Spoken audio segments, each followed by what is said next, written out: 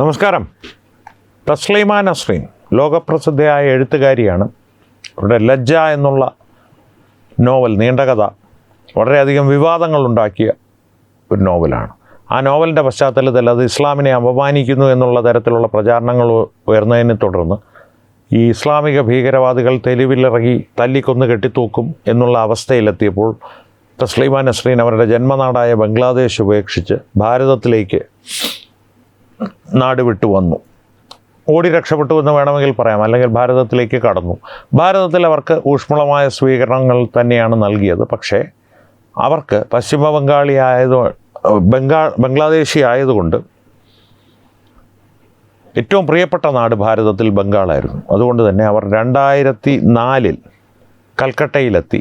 കൽക്കട്ട അവരുടെ ഹൃദയത്തോട് ചേർന്ന ഒരു നഗരമാണ്. ഇനി താൻ അവിടെയായിരിക്കും താമസിക്കുന്നത് എന്നുള്ള രീതിയിലുള്ള പ്രസ്താവനകളെല്ലാം അവരുടെ ഭാഗത്തു നിന്നുണ്ടായി. പക്ഷേ ഈ ലജ്ജയുമായി ബന്ധപ്പെട്ട് ടിപ്പു സുൽത്താൻ മോസ്ക് അല്ലെങ്കിൽ ടിപ്പു സുൽത്താൻ പള്ളി എന്ന അവിടുത്തെ പ്രസിദ്ധമായ പള്ളിയിലെ മൗലാനമാർ അവരുടെ മുഖത്ത് കരിവാരി തേക്കുന്നവർക്ക് ഇത്ര രൂപ, അടി കൊടുക്കുന്നവർക്ക് ഇത്ര രൂപ എന്നുള്ള ഫത്വകൾ പ്രഖ്യാപിച്ചു. പക്ഷേ ആ ഫത്വകൾക്കെതിരെ അവർ എത്രത്തോളം പോലീസിൽ പരാതി നൽകുന്നു അത്രത്തോളം ആ ഫത്വകളുടെ ഗൗരവവും തീക്ഷ്ണതയും രൂക്ഷതയും ഏറി വരികയായിരുന്നു.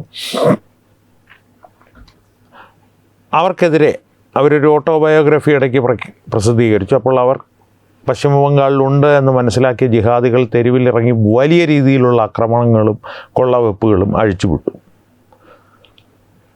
അതോടുകൂടി അന്നത്തെ മുഖ്യമന്ത്രിയായിട്ടുള്ള ബുദ്ധദേവ് ഭട്ടാചാര്യ അവരെ രാത്രിക്ക് രാത്രി പശ്ചിമ ബംഗാളിൽ നിന്ന് പോലീസിൻ്റെ സഹായത്തോടെ പിടിച്ചു പുറത്തെറിഞ്ഞു.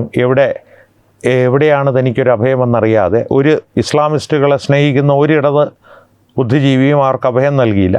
അവിടെയും ഇവിടെയുമൊക്കെയായി സുഹൃത്തുക്കളുടെ വീടുകളിലൊക്കെ താമസിച്ച്, അപ്പോൾ ചുരുക്കി പറഞ്ഞാൽ 2004 മുതൽ 2007 വരെ ഉള്ള കാലഘട്ടങ്ങളിൽ പശ്ചിമ ബംഗാളിൽ താമസിച്ചിരുന്ന തസ്ലീമ നസ്രീന് ബുദ്ധദേവ് ഭട്ടാചാര്യയുടെ ഭരണകാലത്ത് അവിടം വിട്ട് ഓടേണ്ടി വന്നു, അല്ലെങ്കിൽ സർക്കാർ അവരെ ബലമായി പുറത്താക്കി. ഇപ്പോൾ അവർ ഡൽഹിയിലാണ് ഒരു ലോങ് ടേം റെസിഡൻഷ്യൽ പെർമിറ്റുമായി സ്ഥിരതാമസമാക്കിയിരിക്കുന്നു. മറ്റ് ബംഗ്ലാദേശിലേക്ക് അവർക്ക് തിരിച്ചു പോകുന്നതിനെക്കുറിച്ച് ആലോചിക്കാനേ പറ്റില്ല. ഇപ്പോൾ പോയാലും അവരെ ഒരുപക്ഷെ തല്ലിക്കൊന്നവർ കെട്ടിത്തൂക്കും അവിടുത്തെ മതഭീകരവാദികൾ. അപ്പോൾ 19 വർഷങ്ങൾക്ക് ശേഷം ഭാരതത്തിൽ അവരുടെ ഏറ്റവും പ്രിയപ്പെട്ട സംസ്ഥാനത്തേക്ക് തസ്ലീമ മടങ്ങുകയാണ്. സുവേന്ദു അധികാരി ഉൾപ്പെടെയുള്ള BJP സർക്കാരിൻ്റെ, സുവേന്ദു അധികാരിയുടെ ഭരണത്തിന് കീഴിലുള്ള പശ്ചിമ ബംഗാളിൻ്റെ അതിഥിയായി. അപ്പോൾ അവിടെ അവർ പങ്കെടുക്കുവാൻ പോകുന്ന ഈ ഓഗസ്റ്റ് 1 അവർ പങ്കെടുക്കുവാൻ പോകുന്ന പരിപാടി മതഭീകരതയ്ക്കെതിരെയുള്ളതാണ്. ഈ മതത്തിൻ്റെ ഒരു ഏകാധിപത്യ സ്വഭാവത്തിനെതിരെയുള്ളതാണ്. അപ്പോൾ അതിൻ്റെ സംഘാടകർ വളരെ രസകരമായിട്ടുള്ള ഒരു പ്രസ്താവന ഇറക്കിയുണ്ടായി.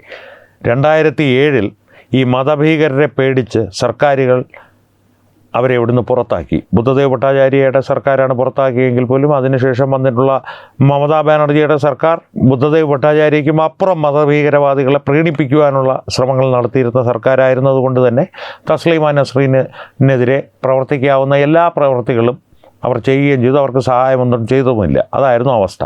പക്ഷേ സുവേന്ദു അധികാരിയുടെ സർക്കാരിൻ്റെ കീഴിൽ തസ്ലീമ നസ്രീൻ സുരക്ഷിതയായിരിക്കുമെന്ന് മാത്രമല്ല, ഒരു കാലത്ത് അവരെ ബംഗാളിൽ നിന്ന് പുറത്താക്കിയ സർക്കാർ സംവിധാനങ്ങൾ മതഭീകരതയ്ക്കെതിരെയുള്ള ഒരു ചടങ്ങിൽ അവരുടെ കവിതകൾ തന്നെ ചൊല്ലുകയും ചെയ്യും. ഇതായിരുന്നു ആ സംഘാടകൻ്റെ വാക്ക്. എന്തായാലും അത് കാലത്തിൻ്റെ കാവ്യനീതിയാണെന്ന് പറയാതെ വയ്യ.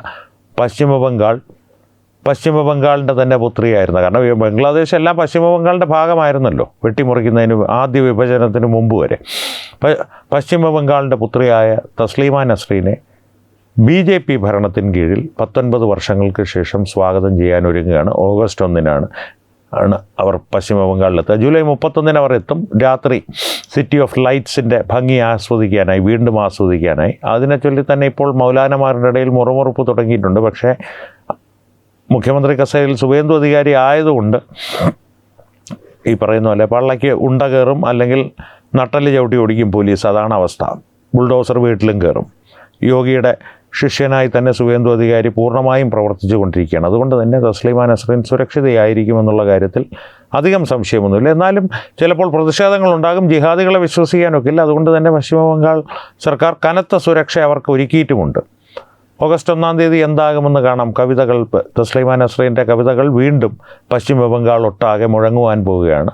അപ്പോൾ ഈ വിഷയത്തിൽ പ്രേക്ഷകരുടെ അഭിപ്രായങ്ങൾ ഈ വിഷയത്തെ സംബന്ധിച്ച് പശ്ചിമ ബംഗാളിൻ്റെ ഒരു രീതി എങ്ങനെ മാറ്റമുണ്ടായി, തസ്ലീമ നസ്രീനെ കുറിച്ചുള്ള നിങ്ങളുടെ അഭിപ്രായങ്ങൾ ഇവയെല്ലാം കമൻറ്റുകളിലൂടെ ഞങ്ങളുമായി പങ്കുവയ്ക്കുക. ഒപ്പം വീഡിയോ ലൈക്ക് ചെയ്യുക, നിങ്ങളുടെ പ്രിയപ്പെട്ടവരുമായി ഷെയർ ചെയ്യുക. ഏറ്റവും പ്രധാനപ്പെട്ട കാര്യം, തത്വമയി ന്യൂസിൻ്റെ യൂട്യൂബ് ചാനൽ നിങ്ങൾ ഇതുവരെ സബ്സ്ക്രൈബ് ചെയ്തിട്ടില്ലെങ്കിൽ തീർച്ചയായും സബ്സ്ക്രൈബ് ചെയ്യുക. അപ്പോൾ ഈ വിഷയത്തിലും മറ്റു വിഷയങ്ങളിലും സംവാദങ്ങൾ തുടരട്ടെ. വീണ്ടും കാണാം. നന്ദി, നമസ്കാരം.